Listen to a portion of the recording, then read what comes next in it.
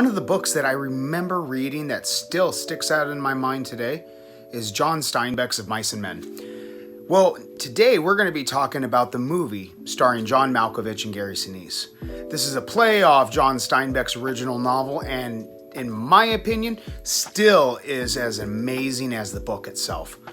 So Of Mice and Men is a wonderful story about George and Lenny. This talks about in the Depression era America, traveling America and working on farms to make ends meet.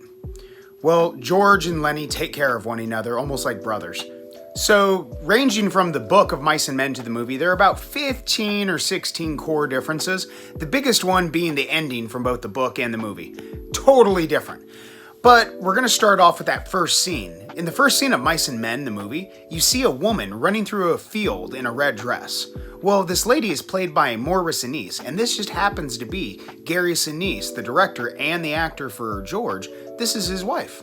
Amazing shot, and Sinise just did a great job on that. So Gary Sinise said that when Of Mice and Men premiered at the Cannes Film Festival, he credited Sherilyn Fenn's performance for the whole reason that Of Mice and Men got a massive standing ovation at the Cannes crowd that day. So for any of us 90s kids that remember reading the book, do you remember what Curly's wife's name was? Would you like to feel velvet? You bet.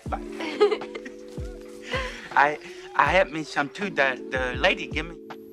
Well, if you said anything else other than she didn't have a name, you were correct.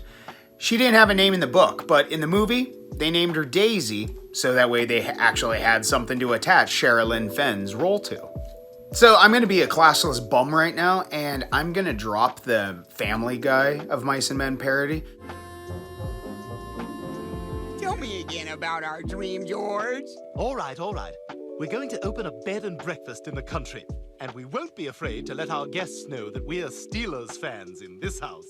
What about the rabbits? Yeah, we'll have rabbits too, but we'll also have a sign in the front that says Steelers fan parking only. So the key differences in the movie and the book is the book opens up in the immediate time of all the events going on, so George is able to tell you the story of what's going on with him and Lenny right in the moment.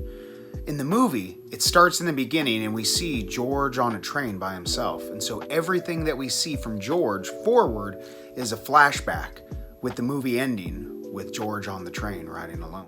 We're gonna have a cow, some pigs. We're gonna have maybe a chicken.